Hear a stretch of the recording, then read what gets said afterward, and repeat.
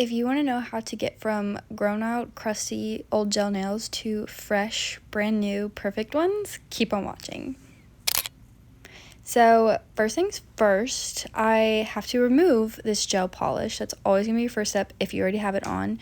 There's a couple ways you can do this. Here, what I'm doing is I'm essentially just drilling off the gel polish, which you have to be gentle with and careful if you don't have like an acrylic on underneath or any kind of surface like that, because I just have this straight on top of my natural nail. For people who are not wanting to drill or file their gel polish off, I would highly recommend to soak them in 100% acetone and just slightly rough up that surface of the gel polish to help let the acetone penetrate deeper. But that should do the trick. It's a little bit more time consuming, but it does successfully work. And then once you have it successfully removed, you go ahead and you're going to either trim and file whatever you need to do. I did not trim my nails because I have been trying to grow my nails out, and so I just went ahead and filed them into the correct shape I was looking for. And keep in mind, when you are filing, you only want to go into one direction. You don't want to go back and forth constantly, because that's going to rough up the surface of the nail, and it's over time you're going to make your nails more brittle and weaker and more prone to breakage. So being cautious in how you actually file, just go in one direction.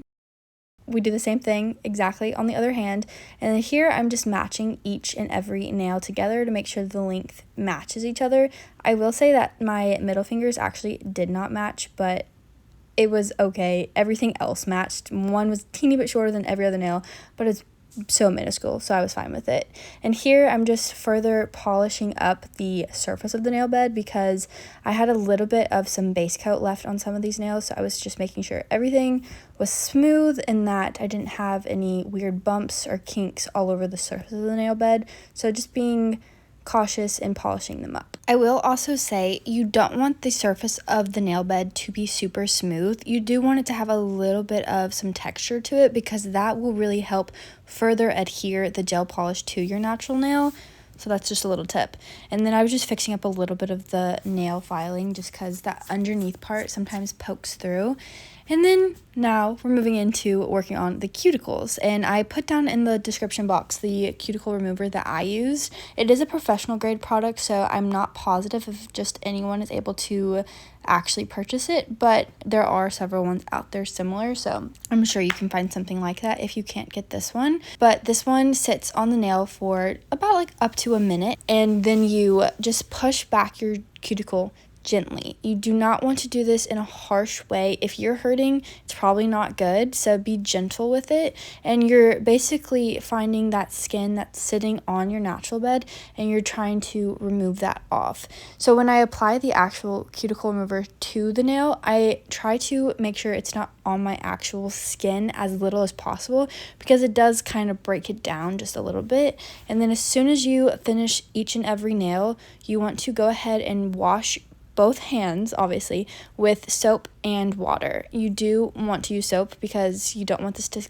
continue to stay on your nail bed, because if it was to stay on, the whole rest of your manicure is going to be compromised, and it just really gives you a nice clean surface to then start to dehydrate and prep your nail further for a stronger application and a longer lasting manicure. This is also a good time to trim off any hangnails that you might see or feel. Also, any like really stubborn parts of your cuticle, go ahead and trim those off as well if you need to.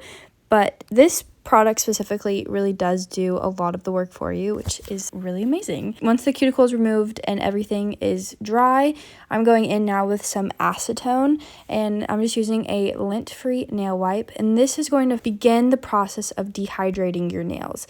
Dehydrating your nails is so crucial to a gel manicure, because if there's moisture on your nail bed, that's what's going to make the gel come off quicker. So I always start with acetone because that's nail polish remover and that's the strongest. After the acetone, I go in with alcohol, and this is just another step at dehydrating the nails, making sure we're removing all of that moisture. Now going in with an actual product to then finalize the dehydration, and this is from the brand Gelish. This is their pH Bond, and this again is just a dehydrator. That's the main purpose for it.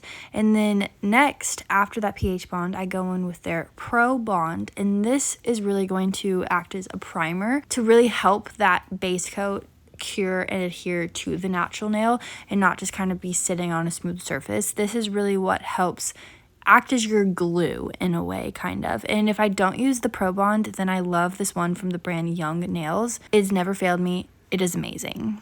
Now to begin with the actual gel polish, I'm starting off with just a base coat. This base coat in particular is from the brand DnD, and oh my word, this is probably the best base coat I've ever used.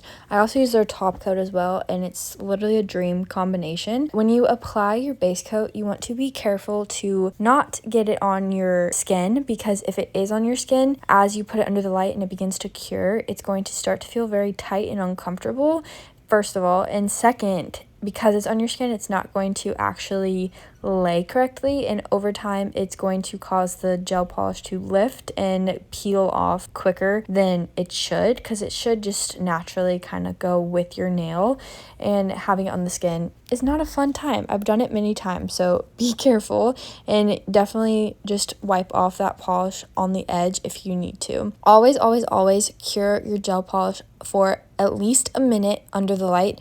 You can do more, that's totally fine, but never do less. I've never worked with a polish that needs less than a minute. I feel like a minute has always been that perfect time.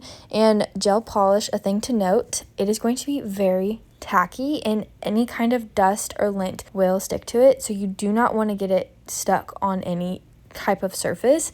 And so here you can see I'm going in with the color that I chose for this, which I will have linked down below. I actually got engaged with this color, so it's kind of a full circle moment. It's super cute. I love this glitter, specifically paired with either a lavender underneath or a bright pink. I feel like both of those two colors really make this glitter pop, but I just decided to do the glitter on its own today. I thought that would be a fun little moment. Before this, I had designs all over my nail, which you saw in the very beginning, so I wanted something just simple and something that would be less time consuming than a bunch of designs. Same as before with the base coat, just a general rule, you don't want to get the gel polish on your skin because it will cause lifting in the long run, and you might find that your manicure could last you like 3 weeks, would actually last you like maybe 5 days max. So really being cautious that it's not on your skin, always letting it cure for a minute, and then you go in with your top coat. This specific top coat, I'm telling you, it's the best one I've ever used.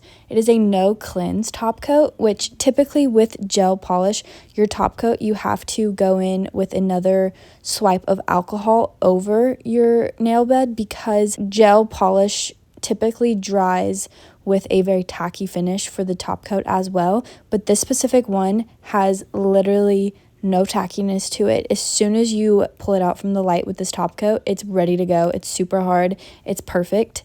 I'm obsessed. And then I just make sure nothing's actually touching my skin. Again, like I was telling you before, cure it for a minute, make sure everything's good at the very end, and then you are completed with your gel manicure. And then I always do one hand at a time because it is too much work to be switching constantly and protecting each individual nail, or each individual hand from little fibers or anything. So doing one at a time, I have found, makes it so much easier and so much more relaxing, and you can actually enjoy the process versus really freaking out if you get one little hair in your nail and you don't know what to do.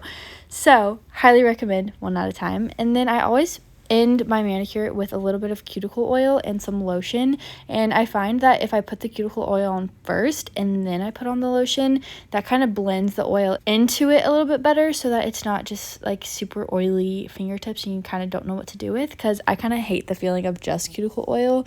So that lotion just kind of blends everything together in a perfect little way, and you kind of give yourself a little hand massage, and you just continue to feel pampered, because you should feel pampered. It's such a fun little experience. So I hope you guys enjoyed this video. If you have any questions about how to do gel nails, leave them down in the comments below. I would love to answer any questions, and I hope that if you have gel stuff at home or you feel inspired to get some, that you actually can have a long-lasting manicure, and especially if you're having issues, hopefully this solves some questions that you have. Thank you so much for watching. I will see you guys in my next video, and if you have not already, hit the subscribe button, comment, like, all the YouTube things that you know how to do, and I will see you guys in my next video. Bye everyone.